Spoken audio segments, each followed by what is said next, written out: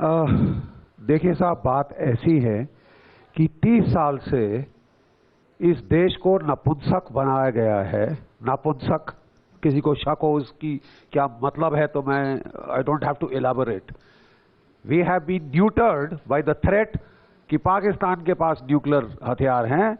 आपका एक सिपाही सीमा के पार ऐसे पांव रखेगा, pop goes the वीजल, new Delhi में आप भाप में बन जाएंगे हम सारे। मैं सिर्फ याद दिलाना चाहता हूं कि 3 महीने कारगिल का युद्ध चला था।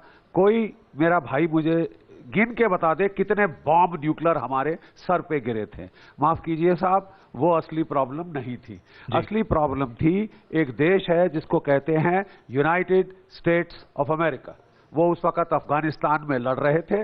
वो नहीं चाहते थे कि पाकिस्तान की सेना आपकी तरफ मुख करे। उनके हित सर्वोपरि हुए जी। और हमको एक आदेश दिया गया कि आप कुछ नहीं करेंगे, और हमने 26/11 के बाद ये किया। किसी को कोई शक है इसमें? अभी तक तो नहीं। तो अभी आपको दूसरा डिमार्च मिल गया है जी। ट्वीट कर दिया डोनाल्ड ट्रंप साहब ने कि हम बातचीत कर रहे हैं, पाकिस्तान हमको तालिबान से बातचीत करवा रहा है, हमें पाकिस्तान की जरूरत है। भारत के ब्राउन एस लोग मरे तो मरे, श्वेत लोग तो नहीं मरे ना साहब। तो क्या करना चाहिए बख्शी साहब? क्या आपके हिसाब से क्या एक स्वाभिमान देश को क्या करना चाहिए? अपने स्वाभिमान की रक्षा करनी चाहिए। क्या करना चाहिए? आप युद्ध में हैं, आप युद्ध में हैं, आपको कोई शक है?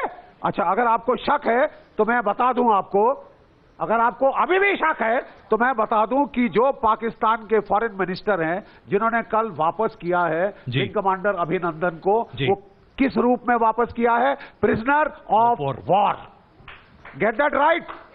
उनकी तरफ से वॉर है, हमारी तरफ से साहब एक ये कबूतर उड़ाने वाला, नोबेल पीस प्राइज को लार टपकाने वाला एक तबका है। वो कह रहा साहब हाँ ठीक है, अब बड़ी मुश्किल से फौज को इजाजत मिल गई, मोदी जी ने इजाजत दे दी, चलो साहब पार स्ट्राइक करो।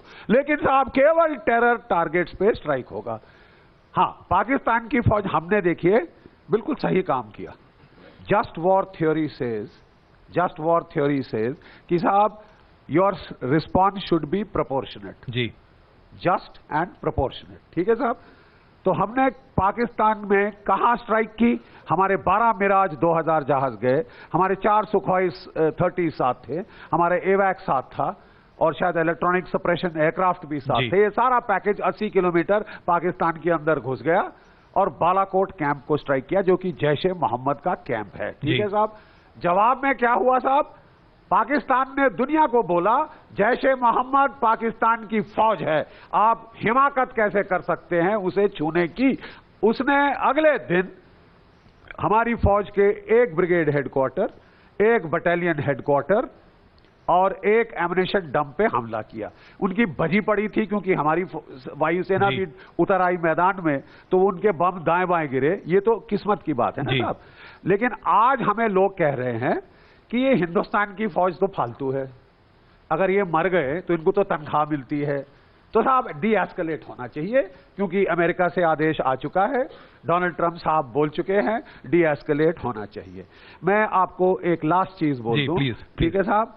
क्योंकि मैं जरा, जो भी जनरल साहब होते हैं उनको तनख्वाह मिलती है 6 महीना आगे सोचने के लिए।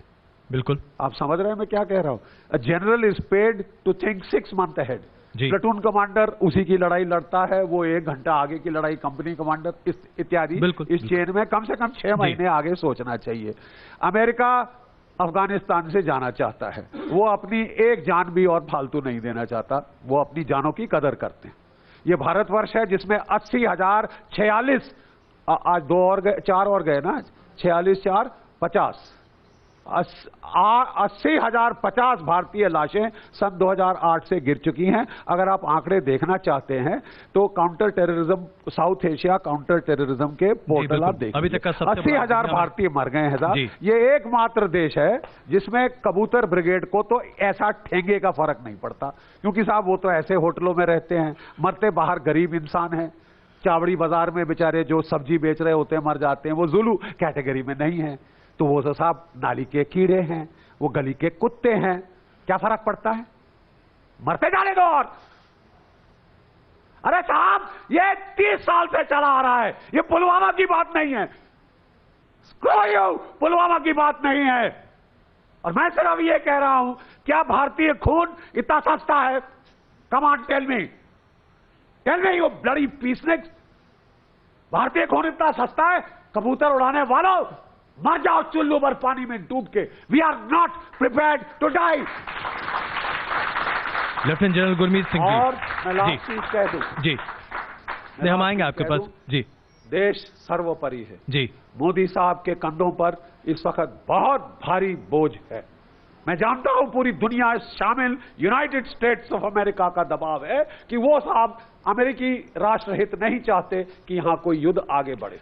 लेकिन आपके हिसाब से हमारे होना राष्ट्रहित चाहिए। क्या चाहते हैं जरा दुनिया से पूछिए। हमारे जो विंग कमांडर अभिनंदन को, विंग कमांडर अभिनंदन जब जहाज से उतरे, मैं टीवी पे बड़े ध्यान से देख रहा था। I found his walk wooden. He was walking in a wooden fashion. He was not very aware of his surroundings. क्यों लेट हुआ कल इतना ज्यादा? क्योंकि जब उस बेचारे को शूट डाउन किया गया, टूट पड़े भेड़ियों की तरफ उसके ऊपर पाकिस्तानी के कुत्ते, और ऐसी मार मारी, बेचारे का खून यहां से टपक रहा था, वहां से खून टपक रहा था। फिर भी जब उसको पाकिस्तान आर्मी हेडक्वार्टर में लाया गया, वीडियो के नीचे उसको बोला गया तुम यहां क्या करने आए थे? उसने बोला जनीवा कन्वेंशन के मुताबिक आप केवल मेरा नाम, नंबर और रैंक मुझसे पूछ सकते हैं, दैट्स ऑल। जी बिल्कुल, उसने वही बताया। कल रात को एक वीडियो आपने देखा है जी, क्योंकि पता चला कि साहब पूरे देश में विंग कमांडर अभिनंदन एक हीरो है, तो इन्होंने कहा हिंदुस्तान की नाक रगड़ो। पाकिस्तान के प्राइम मिनिस्टर उड़ के आते हैं लाहौर में, और वो टॉर्चर के ऊपर, मैंने एक प्राइम मिनिस्टर को कुत्ते की तरह, एक कोतवाली का तो शायद कर दे टॉर्चर किसी आदमी को जो उसके कोतवाली में है, लेकिन मैंने किसी प्राइम मिनिस्टर को आते नहीं देखा कि साहब इसको अब जरा आईएसआई के हाथ सौंपो, क्योंकि पाकिस्तान की फौज इसको गवा नहीं सकी। देखिए साहब, साइको एक्टिव सब्सटेंस आपको दिया जाए, ये भी सीख गए। हमको सबसे बड़ा डर था कि जो कैप्टन सौरभ कालिया के साथ हुआ था, जब उसकी लाश वापस आई थी, क्या आप जानते हैं कि उसकी लाश के ऊपर पूरे बदन पे सिगरेट के निशान थे जलने के, उसकी तमाम सारी हड्डियां तोड़ दी गई थी, उसके दोनों आंखें उसकी गालों पे लटकी थी। They had been gouged out. We didn't want this to happen to our boy. इसलिए हमने धमकी दी, हमारी पूरी सेना तैयार हो गई थी, अरे तुम इस बार ही हाथ लगा के देखो। ठीक है साहब, तो वो हालत पतलून ढीली हो गई और उन्होंने छोड़ दिया कि हमारी डिप्लोमेसी की बड़ी भारी जीत है। बड़े साहब हमारे शहंशाह, फील्ड मार्शल, हमारी फॉरेन मिनिस्ट्री में, मैं बस खत्म करके मैं जा रहा हूं साहब, एक मिनट। जी जी, हाँ जी, मैं कह रहा हूं कि हमारे शहंशाह हैं हमारी फॉरेन मिनिस्ट्री में, जिन्होंने 30 साल हमको लड़ने नहीं दिया, 30 साल लड़ने नहीं दिया है। बोले साहब मरते जाओ मरते जाओ मरते जाओ, न्यूक्लियर बैकड्रॉप है, आप उसको रूबिकॉन क्रॉस नहीं कर सकते। देखिए साहब, मेरा इस वक्त परामर्श है, उसको साइको एक्टिव ड्रग्स दी गई हैं हमारे सिपाही को, ताकि खिल्ली उड़े उसकी पूरे देश के सामने। एक शरीफ फौजी जिसने एक घटिया MiG-21 40 साल पुराने से एक F-16 से लड़ गया और उसे मार गिराया, 4.5 जनरेशन फाइटर, उसको वो बदनाम करना चाहते हैं, उसको वो बदनाम करना चाहते हैं, और वो चाहते हैं कि साहब इसकी खिल्ली उड़े, इसके देश की खिल्ली उड़े, हम सब की खिल्ली उड़े। इसके लिए सुपरवाइज करते हैं उसका जो है बड़ा sophisticated torture. Psycho active substances have been injected into wing commander Abhinandan. Now मैं लास्ट में सिर्फ ये कहूंगा, मोदी जी आगे देखिए, प्लीज आगे देखिए, 6 महीने बाद तालिबान का राज काबुल में हो सकता है। सारी तालिबान किस तरफ आएगी साहब? कश्मीर की तरफ, आपकी तरफ। आप उसके लिए इंतजार करना चाहते हैं? आप अभी हुर्रा बोल के खत्म करना चाहते हैं, फिर गले लगना चाहते हैं? नहीं साहब, हम नहीं लगना चाहते, हम नहीं लगना चाहते। और इस समय ऐसा है जी, भारत की जनता बड़ी ताकतवर है, तो हम युद्ध के लिए, आपके हिसाब से हम युद्ध के लिए तैयार हैं बख्शी साहब? बड़ी ताकतवर है, आपके हिसाब से हम युद्ध के लिए तैयार। लास्ट में जस्ट लास्ट 2 वर्ड्स, मैं एक पुराने भूतपूर्व सैनिक की हैसियत से, मेरी बड़ी छोटी हैसियत है, मैं 2 स्टार जनरल हूं, ये सब 3 स्टार।